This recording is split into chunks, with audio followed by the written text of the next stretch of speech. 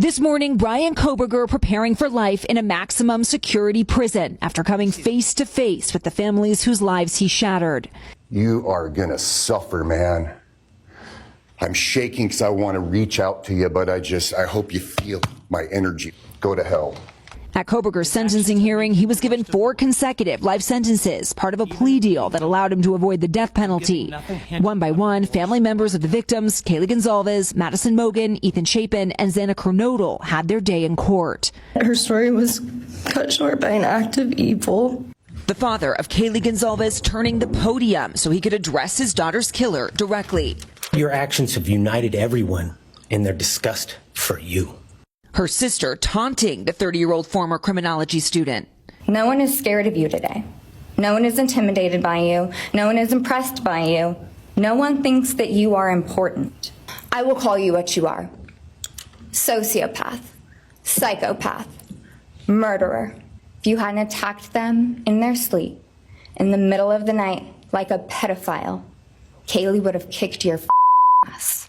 While overnight, investigators releasing documents with disturbing details gathered about his crimes. The reports showing that a victim, apparently Kaylee Goncalves, was, quote, disfigured in the attack, and that Xana Kernodle was found with more than 50 stab wounds, many of them defensive. The documents also revealing that Goncalves told her roommates about alarming events near the house, including that she saw an unknown male staring at her while she was out with her dog about a month before. 2 or 3 weeks before the stabbing, Goncalves also mentioned that she believes someone was following her, according to the report. One of the surviving roommates, Dylan Mortensen, who saw Kohberger in the house the night of the murders, speaking publicly for the first time. For beautiful, genuine, compassionate people were taken from this world for no reason. There are the panic attacks. The kind that slam into me like a tsunami out of nowhere. I can't breathe. I can't think. I can't stop shaking. From Kohberger himself, no answers as to why he committed the horrifying crimes. I respectfully decline. In my view, the time has now come to end Mr. Kohberger's 15 minutes of fame. After the hearing, lead prosecutor Bill Thompson defending the controversial plea deal. I don't believe there's anything that would come out of his mouth that would not further victimize the families. Now the victims' families turning toward the future. Evil does not deserve our time and attention.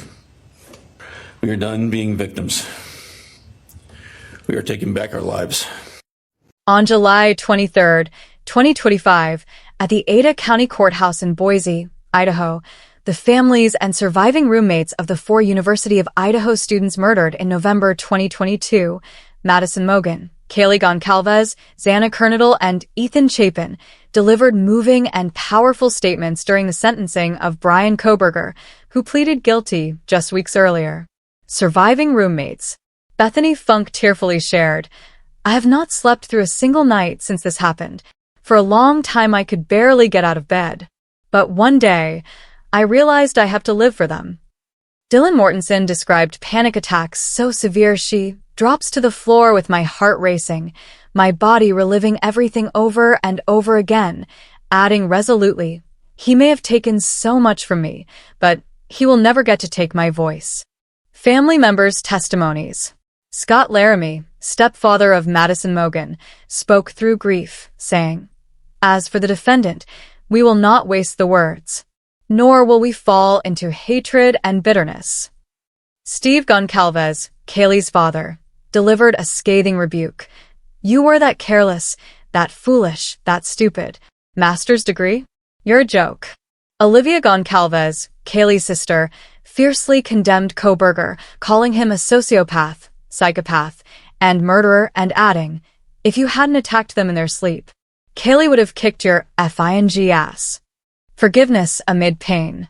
Kim Kernodle, Xana's aunt, delivered an unexpected message of forgiveness. "Bryan, I have forgiven you because I no longer could live with that hate." She even offered to talk. Cara Northington, Xana's mother, affirmed that her faith enabled her forgiveness. "Jesus has allowed me to forgive you for murdering my daughter without you even being sorry." Judges' reflections. Judge Stephen Hippler, visibly moved, lamented the shattered hopes of parents. No parent should ever have to bury their child, had to bring them home in hearses lined with coffins. He cautioned against elevating Kohberger by sensationalizing unanswerable questions about his motive.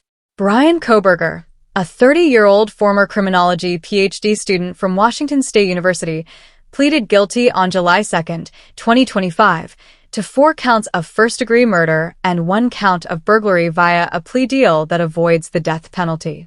He received 4 consecutive life sentences with no possibility of parole, plus 10 years for burglary and more than $220,000 in fines, part of a plea that also waives his right to appeal.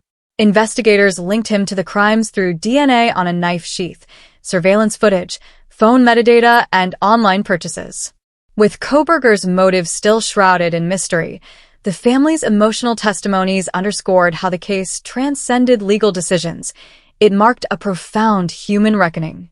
Some sought closure through condemnation, others through forgiveness. All sought understanding. As Judge Hippler noted, hoping for a motive only grants the killer more attention than he deserves.